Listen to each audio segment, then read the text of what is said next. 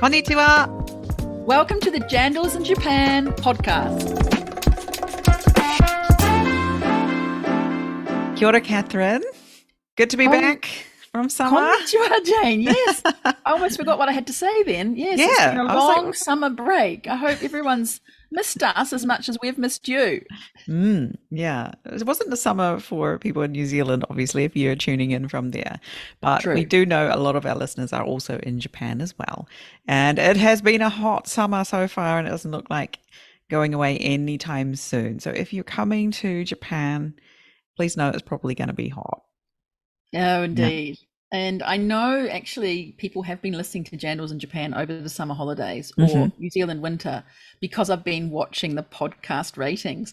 Every day I look at them to see where we are, and we're still in the top 100 or top 200 in Japan for business podcasts. Oh, awesome. So thank you to everybody who continues to listen to Jandals in Japan. We haven't slipped off the cliff of 201.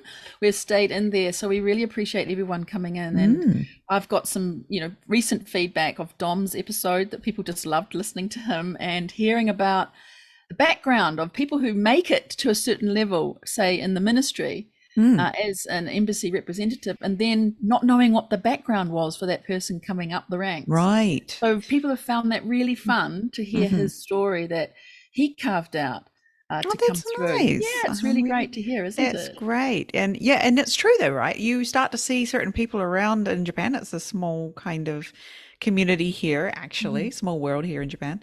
And how did that person get there? Well, there's a whole story to it, and it was very fascinating. That's all. Go listen if you haven't already. Yeah. But summer break has been rather long. Most companies have been off.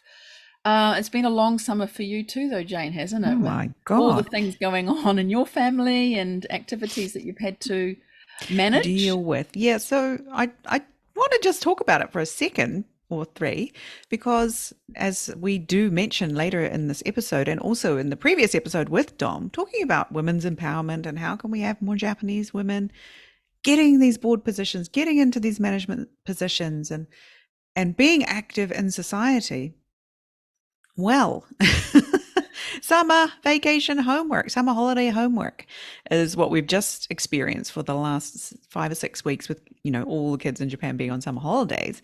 And I'm not sure that there's any other country in the world, and please tell me if there is, because I certainly haven't found one, that sets a huge amount of summer holiday homework for the kids, because it's not the end of a school year here, as it is in every other country in the world, just about, right? So in New Zealand, obviously our school year starts in February. We've had 6 weeks of full break over summer, and often the parents also are having a break of some, 2 or 3 weeks probably, right? Your Christmas holidays.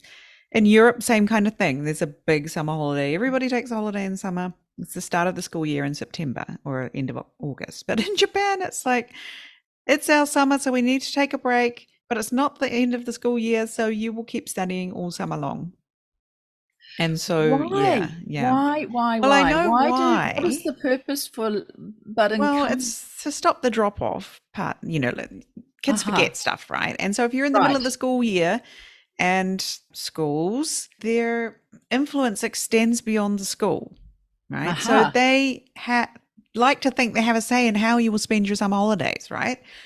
Even though it's not really their business. I'm like, are you going to come around and check on my kid and make sure he's writing his book report? Because so they set a lot of homework, and it increases with age, obviously. Are they also ensuring that you as a family sort of are bonded together over this particular activity? Is that part of it as well? No. Maybe. There's certainly a lot of frustration. So what's the homework like? What kind of things did you have to do for both of your kids? Well, my older child, I was very hands-off because she's 12. And at that age, yes, you should be able to manage your time and, figure out how long it's going to take you to do these things. And she was fine. My younger child is 8, just turned 9, and we're not quite at the age where they can sort of think, oh, okay, I have this much to do and this many days. And this is, even adults struggle to do this, right? And planning and project management, all of that, right? So, but what did he have to do? He had a workbook, quite a thick workbook of maths and Japanese, and it had social studies and science in it, and he had to work through Oh, that many workbook. topics. I thought it was Yep. just one project you had to do. No, No, there's no, lots of things. workbook, a Wow. daily one-line diary, what you're going to do today, and also reading every day, and what did you read today, what page, and all of this. And then there's the book report, which is, what was it, 4 pages of Genko Yoshi? No, 3 pages, which is 1,200 squares for an 8-year-old, 8 going on 9-year-old. And then what else was there? 2 konkurus, 2 competitions you have to enter. There's a great list of things you can choose from.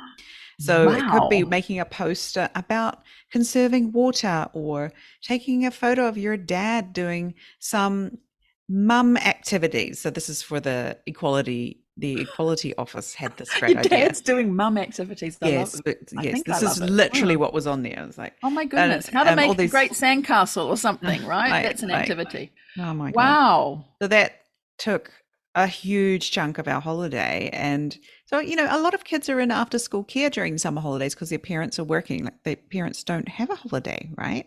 So after school care, or gakudo as it's called, does facilitate some of this for parents if you are lucky enough to have access to it. But you have to have a full-time job.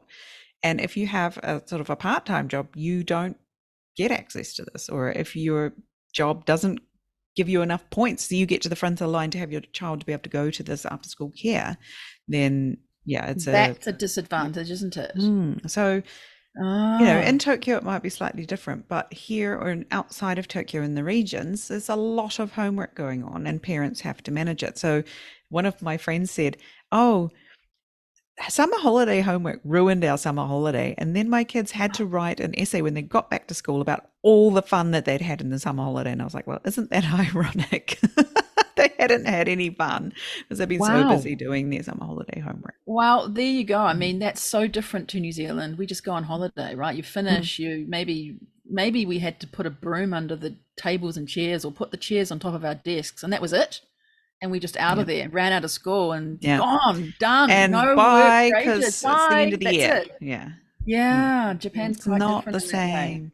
So just this, that was just my personal experience, but you multiply that across every mother of an elementary school child in Japan, and that is a lot of people who are struggling. And that's just one thing, right, in the year that happens for parents in Japan. And so I'm like, well, could we think about maybe modernizing the system now? Yeah, Because it's full of inequity, isn't it? mothers are not at home anymore to manage or facilitate all of this for the school over the summer holidays. So Wow. it needs to be a different way. But it's just too tarimaya, right? It's just too, this is how it's always been done. So nobody ever thinks, well, what if we just blew it all up and didn't do it anymore? Do something different. Nobody has that idea. So very tricky. And someone actually, a lot of my foreign friends and said to me, what would happen if you just didn't do it? Right. So this is in Japan. What would happen if you just did not do your summer holiday homework? And I said, well, it's never happened, because nobody knows what would happen, because it's never happened because of the social pressure, right? You don't want your kid to be the only kid in the class who has not submitted their summer holiday homework. But then one of my other foreign friends said, what happens is, if they haven't finished or they haven't done it, they sit inside during playtime and finish it until it's done. That's what happens. They get their playtime taken away until they're done. I'm like, okay. So it's an oxymoron, isn't it? Like holiday, homework. No. Hello. Yeah. Oh, how interesting. I'll have to have a look at that work. No, actually, I won't be able to see the workbook anytime, will I? You've handed it in. Oh, no, it comes back. So we can treasure it for the rest of our lives if we want to. Yes. Goodness me. Well, we did grow up in a country where it was a little bit easier to take your summer holiday and actually forget about school. And I don't even remember coming back to school, though, after summer holidays and feeling like too much that I'd lagged behind. So and that's what it's for, right? It's to stop that lagging, especially when you're trying to keep kanjis in your brain. Like, you've just learned 100 new kanjis and then you forget them all over the summer holidays. True. Right? I can understand. Let's keep a little bit of kanji practice going on. Wow. But, oh my God, the rest of it can just all go. Yeah. Wow. So there you go. The lowdown on schoolwork over summer in Japan, and it's a topical topic because we've actually just finished our summer here, but we're really rip-roaringly active and wanting to get into our next episode, and that's coming to you as you keep listening now for another few minutes, you'll hear Annette Azuma, who we have invited. She's sitting in Auckland, New Zealand, specializing in international business and deals with a number of listed and unlisted companies, high net worth individuals. She's doing a lot of work, and we found out several ways that people can benefit from her services if they were to hire her for accountancy work or tax work or compliance work, due diligence on M&A deals, all kinds of things. And she's a fluent Japanese speaker. She's got lots to tell, so we'd love you to give it a listen. Let us know what you think after too. Yeah, so let's hear it from Annette. Kia ora, Annette. Welcome to the Jandals in Japan podcast. Great to have you on the show today. Thank you so much. It's a privilege to be on your show. So we like to start off with our warm-up question, and today's question is, what's on your to-do list for your next trip to Japan? For my next trip to Japan, I definitely want to eat kabayaki because I have not eaten it for quite a few years. And my last trip to Japan was just too busy that I didn't get to do it. So kabayaki is going to be my number one thing to do. What's kabayaki for people who don't know what kabayaki is? Kabayaki is beautiful grilled eel on top of piping hot rice, and I always go to a specialty eel shop to have it. It's like my favorite Japanese food. Yeah, and it has a beautiful like teriyaki kind of sauce on it, doesn't it? So it's all grilled and juicy and delicious. Yeah, very good. Catherine, what's on your to-do list? Have you got anything on your to-do list in Japan? That's waiting to be done? Only in Japan experiences? I'm heading off to, one of the most famous places in Japan, Kyoto, very shortly. I haven't been for, my goodness, it must be about 7 or 8 years. So I've got a trip coming up. I'm really looking forward to going to see Kyoto and do a few different things off the usual path. With some friends who are traveling from New Zealand. So I'm looking forward to doing that. Yeah. And you, Jane, what about you? I think I have to check back in with my to-do list. It's gone missing. I don't know where it's gone. I'm too busy with baseball and violin up to my eyeballs to be thinking about to-do lists. So I should definitely put some things on my to-do list in Japan. You've got to do these things while you're here, right? You get absolutely very busy with your daily life. Exactly. Well, Annette, we're so happy to have you here. We've been looking out and waiting for you to come on the show. We'll be putting your full bio into the show notes, but just tell us a little bit more about your background, how you got to be interested in Japan, and also a little bit about, your first trip to Japan, when you first came here and experienced Japan. Thank you. So my first interest in Japan dates way back to my high school days in Dunedin. My high school, Kaipapa Valley High School, was actually the first high school in New Zealand to teach Japanese. And so I was very fortunate. I have a love of languages and also math, so that when I started high school, I did French and Japanese. And then later on in my sixth form, I also took German. So I did 3 different languages. I loved both Japanese and French, but Japanese probably pivoted slightly higher than French because it was just so different, even though it's quite difficult, as a lot of you will be aware, learning the, kanji and everything. It just really, because it was so different, I just found it totally fascinating.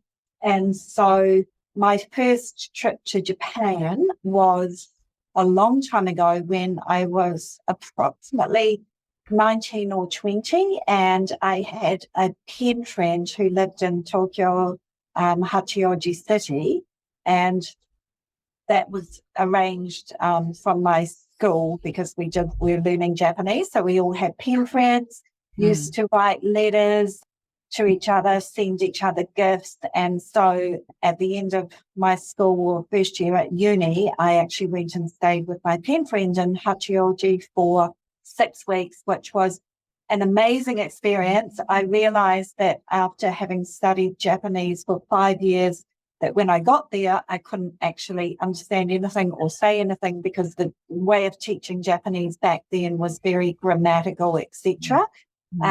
Whereas when I'd been to New Caledonia on a high school exchange in my fifth form year, so a couple of years prior, I could, reasonably well understand and converse. So that shows the difference in the complexity of the language.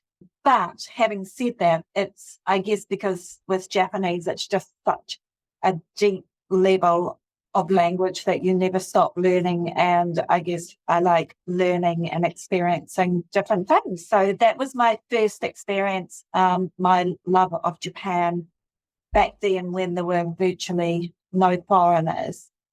And then I later did 1 year in Nagaoka City, which is Niigata Prefecture. And I was studying Japanese, even though my high school in Dunedin taught Japanese. At that time, the Otago University didn't teach Japanese. So I did a commerce degree from Otago. And because I still love Japanese, I actually did an extramural BA in Japanese through Massey University. And through Massey University, I got an introduction to Nagaoka Iwakai. And I went over there for 1 year and taught English in Nagaoka. Nagaoka at the time had a population of about 100,000, and there were literally about 2 foreigners. So it was like myself and an engineer. And so it was a great experience of just being back then.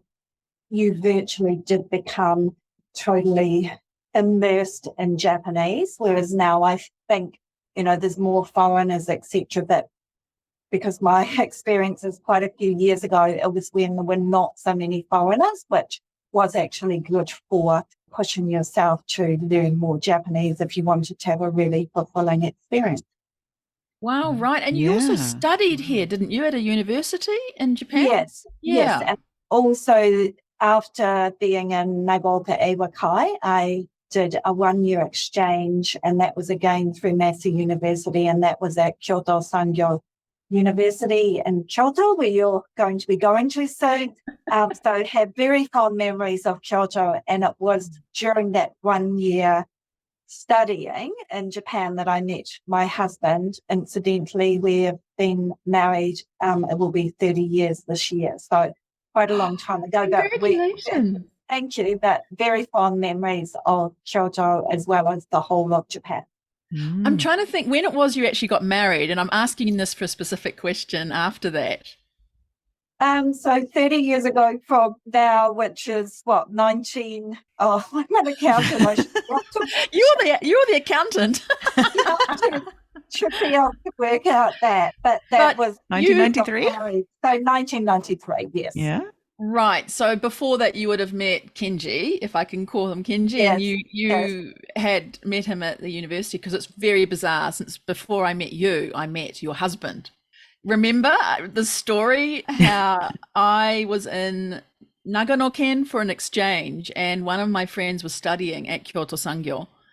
And she said, come on down for the few days you've got off. Come to Kyoto. And it was boiling hot. It was August in Kyoto. Oh, my God. But we went to Kyoto Sangyo, and I actually met this Kenji Azuma guy. Yes. And he took me to a couple of shrines and things. And with Maria, we went around a few places. So it was very bizarre that several years later, when I was working as a lawyer in Christchurch and was up in Wellington for one of the embassy parties, I met Kenji, and you were standing next to him. And it was like, oh my God, you guys are who you are, right? It was really, do you remember that?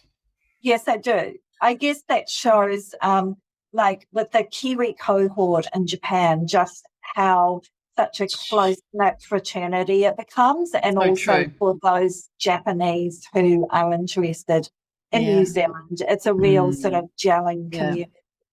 Yeah, and then after that, when I did my work up in Auckland every month, you hosted me at your office for the legal team that I was always, having people coming and talking about different legal issues, and that was fantastic. So we've got a long, long relationship, Annette. And I also thought something was very funny when I read your bio, that you were at one point a TBS Global News live reporter for New Zealand, and I didn't know that about you. Tell us a bit more about that. That's fun.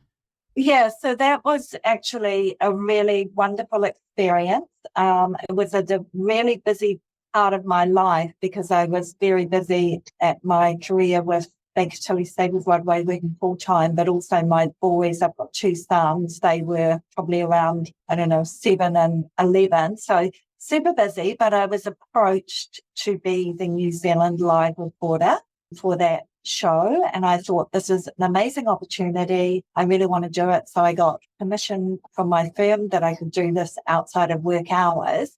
And then it's really interesting because that was so many years ago, but the actual focus of that TV show was the environment, which is now such a hot topical issue. So it was a very, way back then, it's probably, approximately 15 years ago. And the focus was on doing things good for the environment. So I still remember I went to Woodville with my family, and my husband would be my cameraman because we had to pre-record some sections in New Zealand, and then that would be shown on the show, and they would be asking you questions about it that also have a clip. So, for example, things that I did was go to Woodville to stand in front of the Furuyoku Hatsuden, which in English is the wind generators. So near Wellington, there's a whole lot of wind generators. So that was one thing that I did. Another thing that I did was go to my son's school and do a video clip of what they were doing to recycle batteries. And quite advanced, right? It's very much what's topical now. Exactly what you said. Yeah. So it was super interesting. It was a lot of hard work, but it was really fascinating. And then because of the time difference with Japan, the actual live show would be at about 11 p.m. or 12 p.m. So it was quite exhausting just because of, having the family and everything. But it was such a great opportunity. And then I got to meet other people because I was the New Zealand live reporter, but they also had live reporters from Norway and other countries. And I just remember thinking how beautiful the people from Norway were because they didn't have any, sun damage or anything. So it was fascinating. And then I was quite gutted because the show unfortunately got canned. Maybe back then it was actually too before its time. I'm not sure, but it was, a really great opportunity. I loved it. Fantastic. So now tell us what you're doing now, though. How do you help New Zealanders and Japanese people and what you do?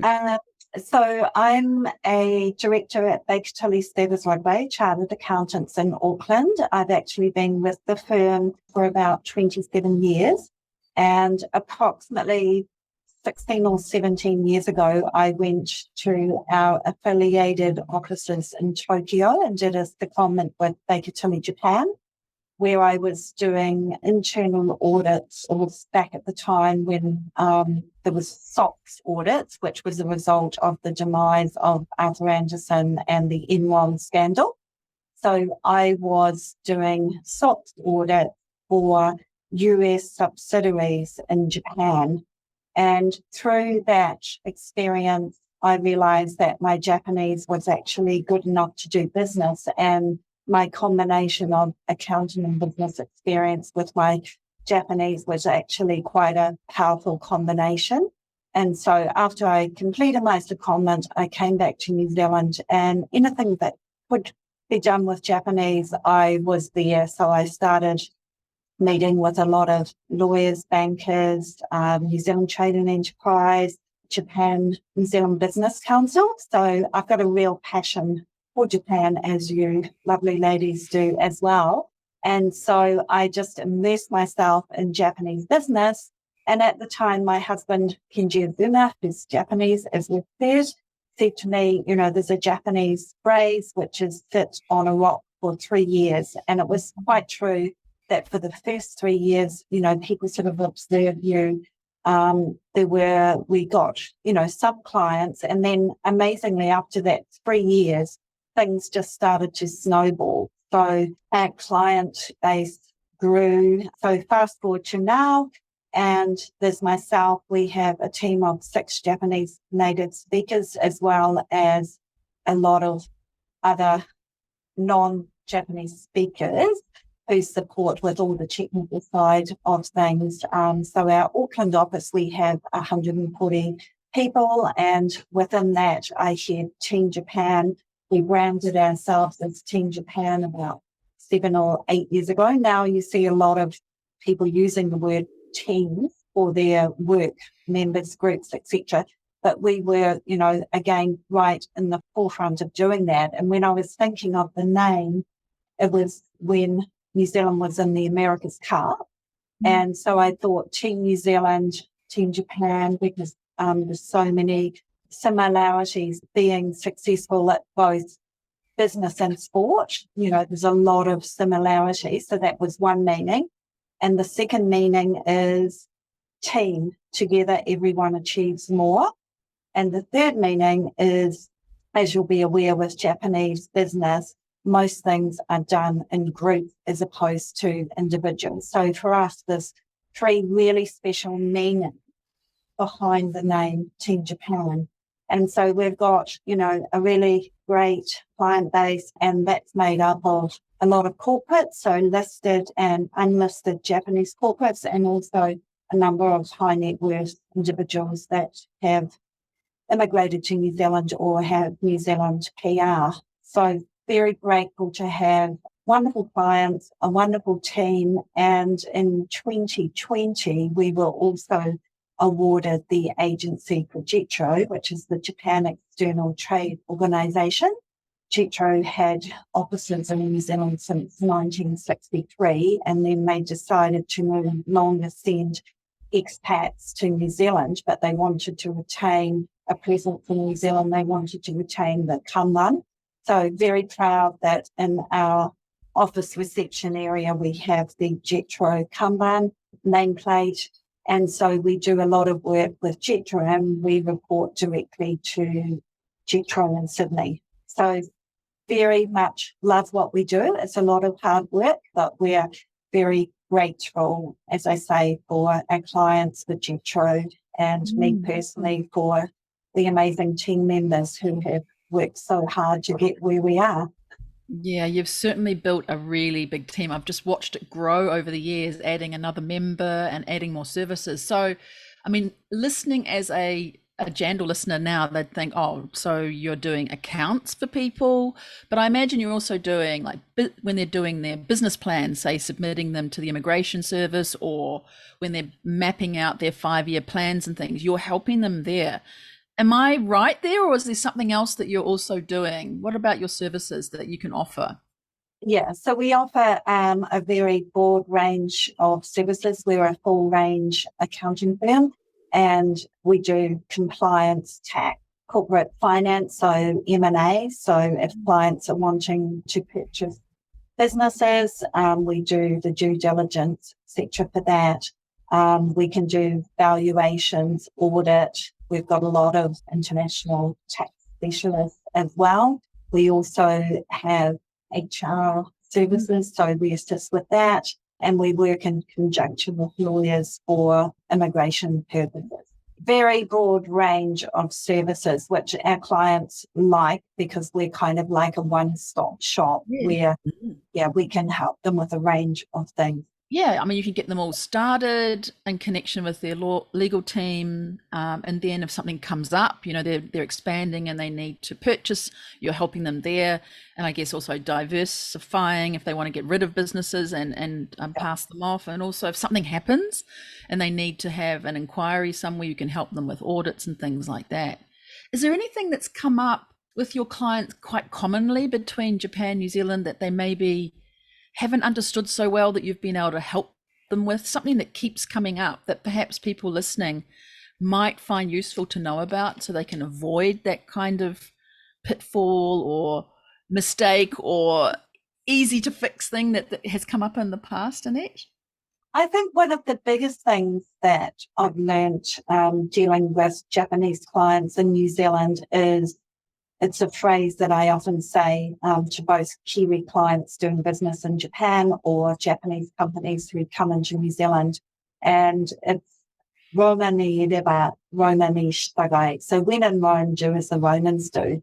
So it's actually very important for Japanese companies when they come to New Zealand to understand that New Zealand is not Japan and vice versa. And so, yes, it's important to keep your cultural identity and, be true to yourself, but you need to realize that you are in a different country. Things are different. So it is embracing that. So I think that phrase, when in Rome, do as the Romans do, is extremely important to understand. And if you have that mindset from when you start off doing business here, I think that's really important.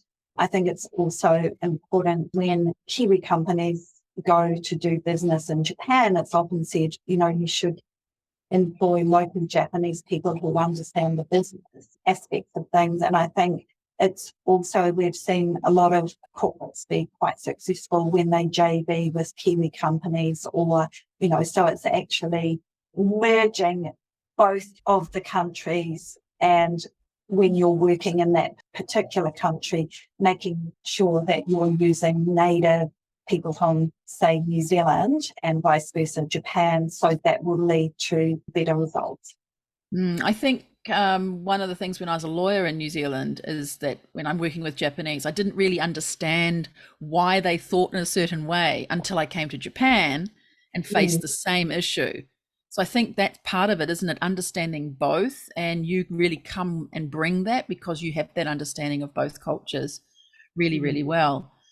I guess aside from when in Rome, what else would you think would be one of the really important things to keep in mind when you're dealing with Japanese clients in New Zealand, or again, for New Zealanders coming into Japan? Is there anything else that you think would be really important to keep top of mind? Having a mutual respect, I think, is really important. So understanding that there can be fundamental differences and always keeping that, forefront of mind whilst getting to the end result. Is there anything you've observed that New Zealand does really, really well that Japan could kind of learn from, and perhaps the other way around? Is there something that we do that's super, super great? Like, for example, your stories before about recycling batteries and wind power were ahead of its time. Yeah. Right. And now Japan's embracing those sorts of things for a number of years, right? But is there something like that in an example about what we do that's really, we could learn from each other? Any examples you might have? I think that Japanese, because of their cultural kintsugi or modesty, I feel that they are maybe not as good at marketing themselves as Kiwis are. So I think that's something, modesty is, of course, a virtue, but also in business, sometimes you've actually got to be out there to get your story across. So I do think, Japan is, such an amazing country, so many amazing products, etc., so many great businesses. But I feel that could be pushed a little bit further. I mean, take, for example, that Japan is the third largest economy in the world, but it's still, a lot of people don't know so much about Japan. I think, the former Prime Minister, who unfortunately has passed away, Prime Minister Abe, I think he was, like a world global leader who put Japan more on the global stage. But I think, getting back to my point about the marketing side, I just feel that's something that Japan, because there's so many great things that they could perhaps be a little bit less reserved about. So that's what I think. And then from the New Zealand side, what we could learn from Japan, I think there's so many things that we could learn. I often say that, Japanese business practice is what I think in many cases is best practice. New Zealand has quite a laid-back attitude, and I always say to Kiwis who are wanting to do business with Japan, the Kiwi laid-back attitude doesn't cut it. So just the Japanese business practices of always being well prepared in Japan, arriving 10 minutes early is being on time, as opposed to Kiwis, we tend to be, running last minute. In Japan, if you promise to do something, if you say you're going to send an email by a certain day or do something that is without fail will fail will happen. I remember with one client, they said they would send something to me that day, 11:59 p.m., the email came in. And I know that when Japanese say something, it will happen. Whereas in New Zealand, I know a lot of Japanese people, well, Kiwis as well, do get frustrated. For example, tradesmen, they say they'll come on a certain day, they don't actually come. That sort of thing wouldn't happen in Japan. So there's so many wonderful business practices in Japan that do happen that I think are exemplary and that New Zealand could learn a lot from that. Definitely. I am a recipient of the the service and amazingness that goes on in Japan. So I definitely agree with that. What's some of the things that surprised you about doing business between Japan and New Zealand? Yeah, so I guess going back to the days when I was teaching English in Nagaoka, because I used to teach a variety of students from housewives to businessmen to high school students. And, I would choose my topics of the week. And what I did find way back then was when we were discussing a topic, just how unified Japanese people were in their response. Whereas I think Kiwis have a lot more diversity in their way of thinking, whereas I did notice, and that's probably, a result of the Japanese education system, or the fact that a lot of Japanese are quite similar in what they will think. So that stood out to me as a very young person back then. That's a good point, isn't it? I wonder if that's why these days people do this, nemawashi, to go to different people before a meeting, perhaps, and find out individually what their idea is, because everyone has a different idea separately, perhaps, but all together in the group, it's hard to say something different sometimes, isn't it? Yeah, and I guess that whole nemawashi, the fact that because a lot of fellow directors work with us on our Japanese clients, and most people, and it's probably a well-known fact, is the length of time that it does take for things to happen. And that's, as you say, the nemawashi getting, buy-in from all sides to come across with a unified thing. And also the fact that Japanese are very risk-averse, generally speaking. So they will look at things from various different angles before they make a decision. Yeah. So tell us a little bit more about the JNZBC that you mentioned earlier. We know that you're very much an active member, vice chair of the New Zealand side of the Japan New Zealand Business Council. We've had quite a few members on the show so far. Great. Yeah.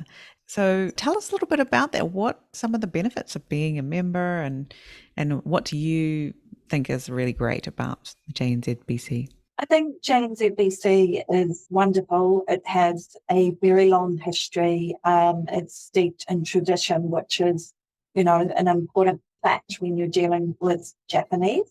And our current chair, Ian Kennedy, he's the former ambassador to Japan, so highly passionate about Japan. And as we know with Japanese, the networks, the relationships are incredibly important. So I think one of the key benefits of being a member of the JNZBC is the ability to have access to people like Ian Kennedy, the chair, or other members, so that you can learn from their really deep experiences of how to be successful, how to do business in Japan. And JNZBC have an annual conference every second year in New Zealand and the other year in Japan. So that's a wonderful opportunity to meet people, learn more about Japan. And then we also have probably about once every 2 or 3 months a meeting with a speaker. So it's the whole networking, the ability to be able to be introduced to some people if needed. And, that goes a very long way in Japan, as opposed to, you cold calling someone. If you can get an introduction from a member of JNZBC or through the appropriate routes, then that is going to be a lot more beneficial for your business. So, huge supporter of JNZBC. Baker Tilly Staples Rodway, we are also a gold partner. So we do a lot of pro bono work for them, and just incredible organisation to be a part of. If anyone was thinking of doing business with Japan, that would be, the first place that I think they should look at. Definitely. Yeah. And it's not a huge hurdle to join either. We recently joined JNZBC officially, so that's very exciting. Right. Yeah. And loads of amazing people and organizations are involved in this. And it's really a great place to find others who are as interested in Japan as you maybe, or your businesses. Yeah, that's true. And, from the Japan side, there's a lot of, very prestigious companies and highly respected people who are members. Yes, amazing companies from the Japan side are also part of the JNZBC. Welcome back, Catherine. You okay? I will say every time there's an earthquake in Japan, it throws you off Zoom. And wow. There was a little one yesterday afternoon, and I thought, I bet my Zoom's going to go wobbly on Monday morning, and there we go. So my theory is proven. I know you've been talking about JNZBC, and I remember knowing about JNZBC so many years ago, but always thought it was too far ahead of me as a measly little lawyer working in New Zealand that I could ever be a member of it. But Jane and I have joined recently to the JNZBC. So I would say to other Kiwis out there and Japanese, never give up. Always think you can focus on, what's ahead and join the JNZBC, because it's certainly worth the investment. And I hope that's what you were talking about. No, but you made a good point there, Catherine, because we actually discussed this, didn't we? That you didn't think you could join. No, that's right. Right? And that now we remember, right? And you didn't think that you were big enough or important enough or whatever, all of these sort of limiting thoughts that you'd had, which aren't actually true. Yeah. No, that's right. And I think you just get involved with all of these things between Japan and New Zealand. Nothing's going to happen if you don't get involved. And you build up your portfolio of what you've done, your experience, your career as you go, then you find the right timing to join these, right? But I did see them from afar, think, wow, they're big people who are doing huge things and I'm just tiny. But I think that I'm still pretty tiny, but as a team, joining is going to be really fruitful, I think. And did you also speak about the conference coming up in Christchurch? Not yet, but that is a good segue into the conference that's coming up in Christchurch. And we know you're taking a leading role there this year. Yes, Ian has asked me to be MC, which I have agreed to do. So that's very exciting. So it should be a great conference around about the 20th of November in Christchurch. And, there's always just such great presentations on various different businesses, new types of businesses that are emerging, and plus, obviously, the evening event to be able to network, meet new people. So very excited about that. And I will also just add, in terms of the membership fees for JNZBC, our membership fees are based on the size of companies. So the membership fees, it's not a huge amount. It goes up according to the size of employees, but, it's quite an affordable entry into JNZBC. We thought so too, and we're looking forward to seeing you in action when we're there. And we loved seeing one of our Jandals guests, Mike Harris, is in your agenda there, talking about tourism or adventure tourism. We think that's a really great approach for just changing around the agenda a little bit this year to bring in some of these interesting voices. And Mike is a super great entertainer, and I think he'll be a very good speaker for you. So well done in choosing him. I'm excited to hear him speak and meet him in person. Well, we usually ask everybody who comes on Jandals in Japan podcast, Annette, their one gem, their one nugget from your own experience that you think would be really, really good for budding exporters from New Zealand to Japan or business owners to be careful about. You've told us when in Rome, you've told us to be respectful. Is there something that just rises up as the most important thing that you would think for being a successful Jandal in Japan? I really think meeting face to face is incredibly important. And I know that we've been through our COVID years and that now, it is possible to do things like this, Zoom, etc. But I think for business relationships or other relationships for that fact, actually the meeting in person is so important. And when I was married, which is 30 years ago, and we had a wedding in New Zealand, then we had a reception in Japan, and it really stuck in my mind the importance of meeting in person, because the day after our wedding reception, which was held in Osaka, about a week or 2 weeks after that, my mother-in-law and father-in-law made a specific trip all the way from Kyushu to Osaka to personally thank Kenji's uncle and aunt, who had acted kind of like MC at the wedding. It was a long trip, 5 or 6 hours by bullet train, to go to personally thank them, and they were laden with gifts. So they had Wagyu, the Japanese beef, they had beer, they had other gifts. And I thought, this is so different to New Zealand, because if my uncle had been MC at a wedding, we would have maybe called and said, oh, thanks, or next time we happen to see him, say, oh, thanks. Buy a beer. Buy him a beer, that's it.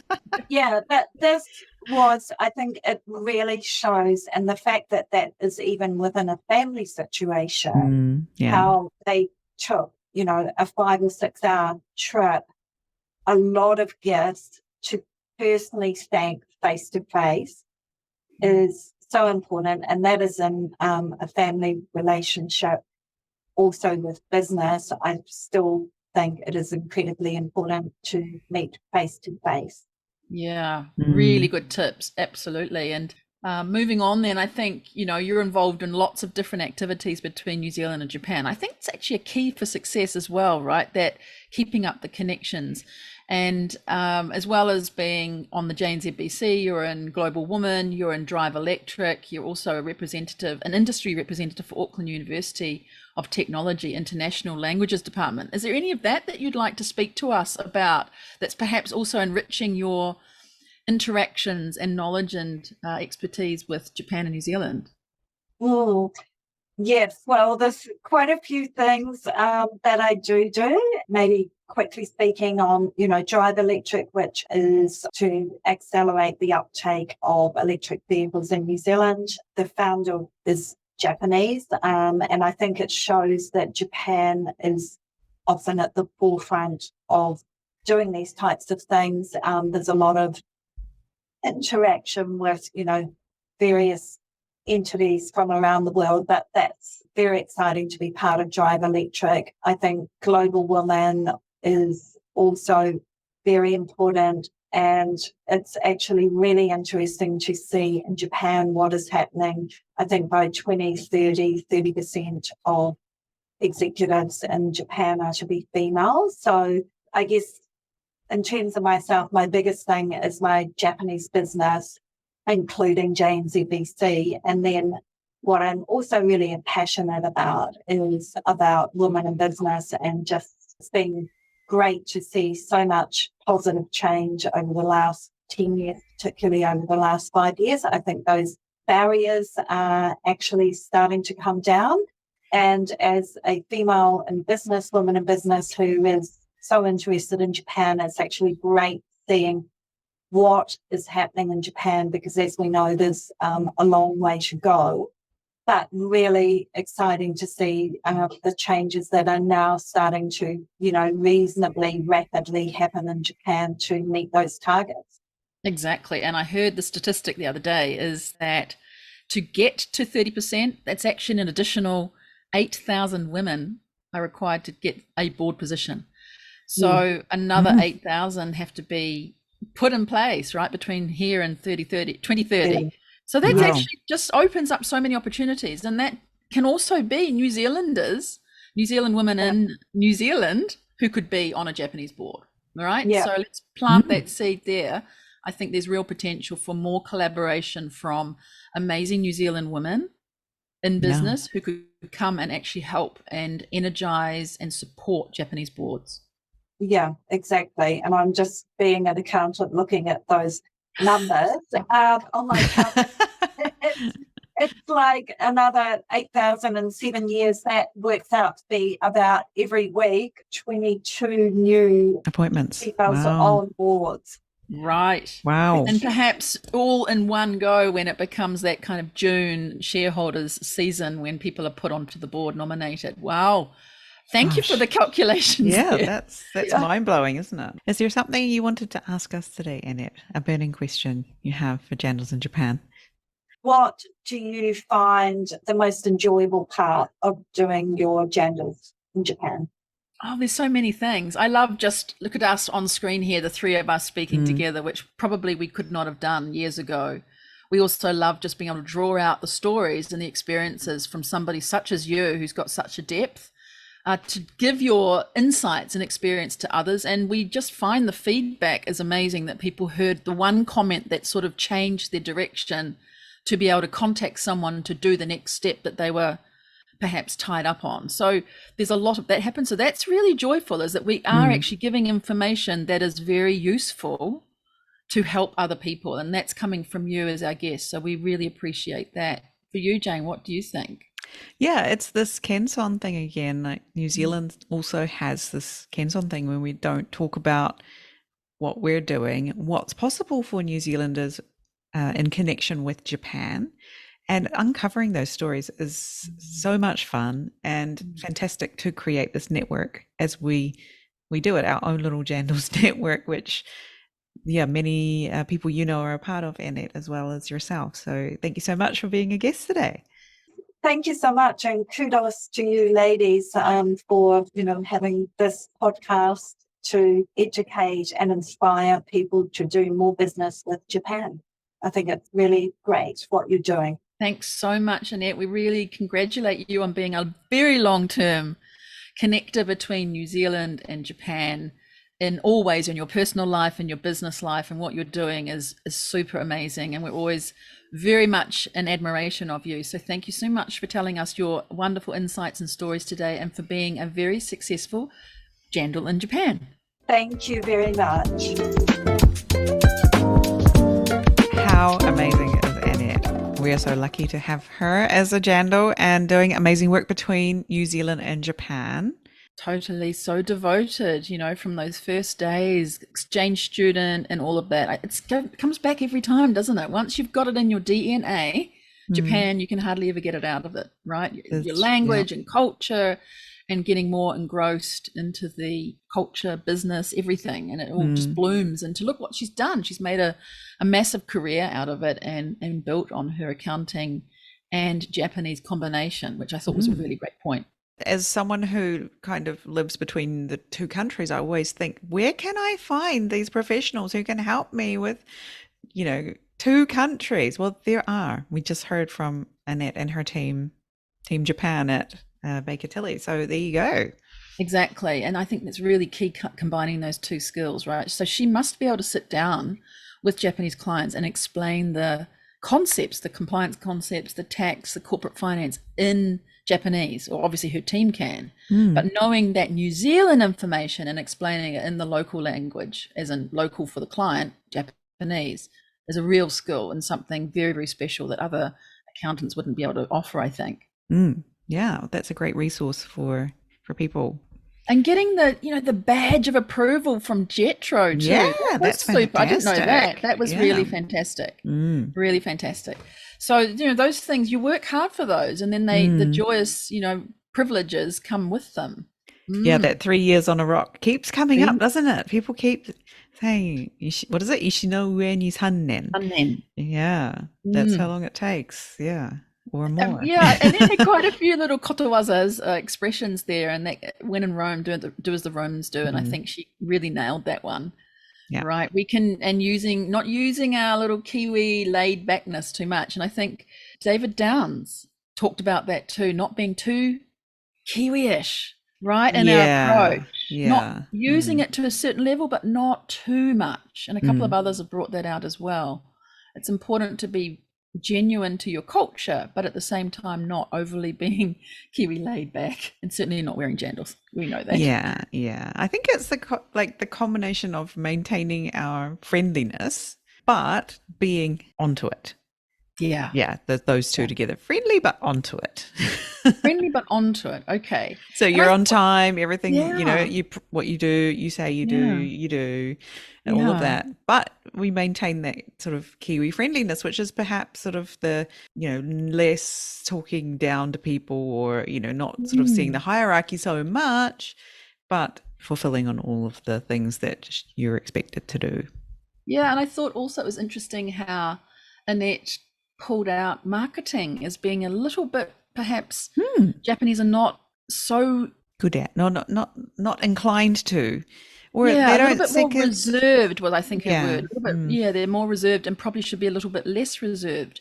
So maybe that's a great place where Kiwis can use their ability, if they're marketing in that marketing field, or influencers of some way, to be able to help Japanese say their story in a bigger, slightly more positive way. Perhaps there's a way there for us to be collaborating to help Japanese tell their story. Definitely. Yeah, that's good she pulled that one out. Yeah.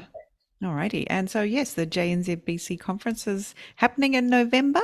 So it would be great to see lots of Jandals listeners there. If you see us there, come and say hi. Come say hi. Alrighty. So lots more Jandals coming up soon. Stay tuned. See you on the next one. Bye. Bye.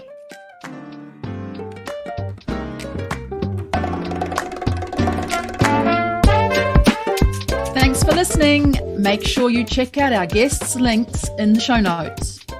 This podcast is brought to you today by Catherine O'Connell Law and Pod Launch with Jane. If you have a great story you think should be on the show, come and find us on LinkedIn or Instagram. We'd love to hear from you. See you next time. Mata ne!